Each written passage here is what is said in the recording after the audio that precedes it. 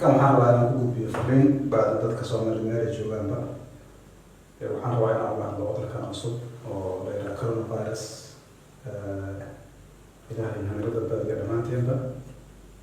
كليا إن ددار في عام السنة وحنا نقول مثلا لو شيء مدوا كو إن دسكو ده يبغى كبار سلامتي إن الجوجي كعنتها ووضدكو سلامة إسلام كيسكو سلامة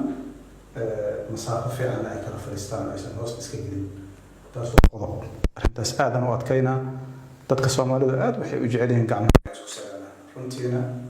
arintaas caafimaad ahaan inaysan ficilin xoog soo baxday gaar ahaan xilligan adag oo maraayo cudurkan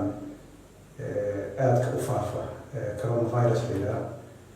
in la joojiyo sababtaan u leeyahay waxay tahay maadaama mu'asasada caafimaadka ee dalkan ka jirta aysan awood u lahayn inay qabato shaqo badan oo ku aadan arrimahaas dadku ay ku dadaalaan in la iska ilaaliyo wax kastoo keeni kara labo taabashada faraha badan oo meelaha dadku ay wada qabsadaan oo gacmaha lagu taabta iyadana aad in la iskaga ilaaliyo midda saddexaad ugu muhiimsan waa dhaqashada gacmo dhaqashada oo la joogteeyo mar walba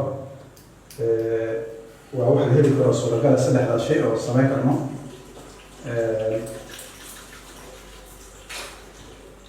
in si fiican gacmaha loo dhaqo xilib kasta xoogaa yar markaa joogtada inaad dhaqdin waa waxa ugu muhiimsan oo aad heli kartid biyi waa haysanaa saabuunka waa heli karnaa waxaa jira daawo loogu talagalay gacmaha oo ayagana jermiska dila ayagana haddii aad heli karto waa kasii fiicanta laakiin haddaadan heli karin waxaa kugu filan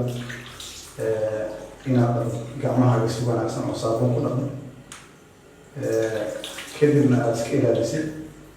inaad taabatid meelaha laga yaabo inuu fayraskaas gaaray ilaa hadda waa la fiican yahay dalkan waxaan u maraynaa wasaaradda caafimaadku ilaa hal qof inay sheegeen maanta taas ayaa laftigeeda u baahan inaan taxadirkeena muujino waa wax aad iyo aad u fudud aan samayn karno ilmaha in lagu barbaariyo dadka waaweyn iyo dadkoo dhanba inay sameeyaan in gacmaha la dhaqdo waa waxaan kari karno waa wax mataqaanaa nadaafadeena kor u qaada iyo caafimaadkeena alwiqaayatu khayru min alcilaaj daawada ama inaad isdaaweyso waxaa ka fiican inaad marka horeba aad isku dadaashid cudurradan marka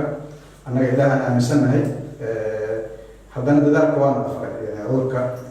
dhammaanteen baa allah naga koriyo daacuunka la yidhaha waxaa la isfaray haddii uu yimaado qofku meesha uu joogo inuusan ka tegin marka cudurkan xagga filidda wuxuu u egyahay cudurka daacuunka marka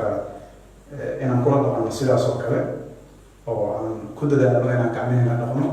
salaantana la joojiyo oo afka la iska salaamo ajirkeeday leedahay afka haddana qofka ka salaantid waa kugu filan tahay iyo gacmaha laga ilaaliyo meelaha jaranjarooyinka oo la qabsado iyo meelaha dadku ay wada qabtaan oo matalan haddii aan rabo albaabka inaan furo waxaan samayn karaa inaan sidaas u furo kaasaan isticmaali karaa kadibna horaan tuuri karaa aad waa mahadsantihiin wasalaamu calaykum waraxmatullahi